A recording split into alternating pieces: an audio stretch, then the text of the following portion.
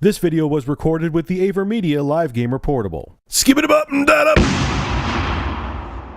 So I got some wiener tantalizing news for you. Sony is not expecting to have PS3-like financial losses with the PS4. I kind of think this falls into the herp-derp category, but here we go. For the PlayStation 4, Sony is not expecting to incur losses on the same level it did with the PlayStation 3. According to Sony Computer Entertainment CEO Andrew House, we will not generate anything like the losses we did for the PlayStation 3, House told Bloomberg. According to the report, Sony lost more than $3.5 billion in 2007 and 2008 after the PS3 launched for $600 in 2006. CEO Kaz Hirai has said the system did not become profitable until late 2011. Damn, that feels like it was 5 minutes ago. That's how long it took for the PS3 to be profitable? Holy shit. Sony aims to avoid PS3-like losses for the PS4 in part due to a smaller investment in the PS4 relative to the PS3. Sony spent hundreds of millions of dollars in designing the PS3's chipset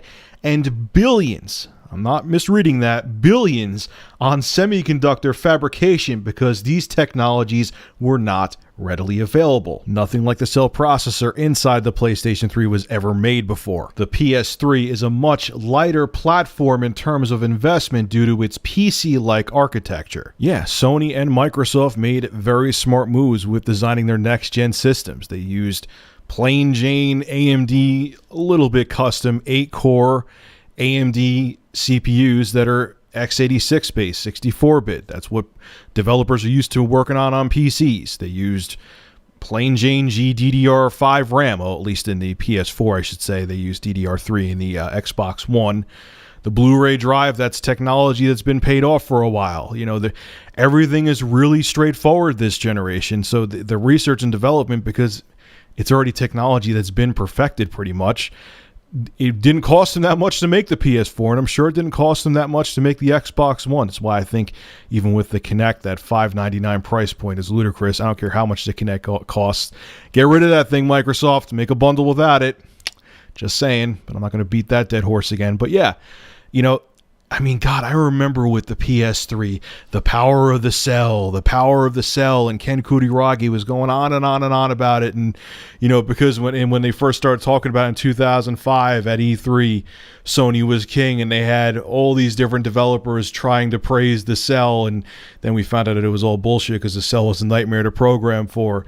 I mean, it was just, you know, they had who was involved with the cell. It was Sony, IBM, and Toshiba. You had all these big companies coming together, and it was for what? And in the end, what was even worse, I think Sony expected other companies with other products to pick up on the cell and use it because it was so uber powerful. But I think Toshiba tried. I don't even know if they ever came out. I saw some videos of them talking about it.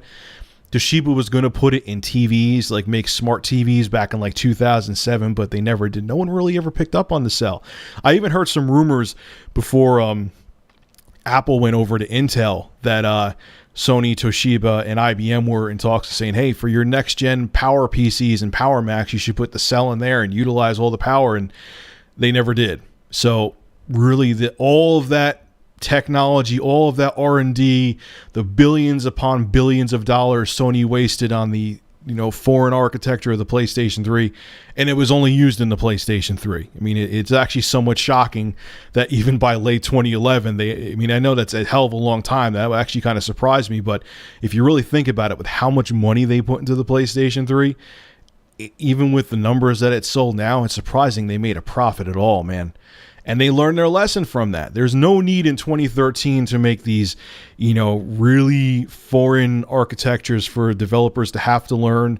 I mean, I've said this over and over again. There was a chip inside the PlayStation 2 that developers had to learn a brand new code language for. There was a lot of people that were pissed off, man, but a lot of developers were very angry, but they just, you know, grit their teeth and bared it because it was Sony, and the PS2 was selling like crazy. So they have to make the games where the money is, and the money was on the PlayStation 2. But times have changed, and, you know, Ken Kutaragi's gone. His mentality of making this, you know, really fancy hardware that takes forever to learn, that's all antiquated, and he's not there anymore. So they said, hey, let's just make a straightforward, easy to program for system. And I'm telling you now, it's going to work in their favor. So anyway, folks, make sure to rate, comment, favorite, and subscribe. And as always, thank you for supporting Review Tech USA. Have a good one.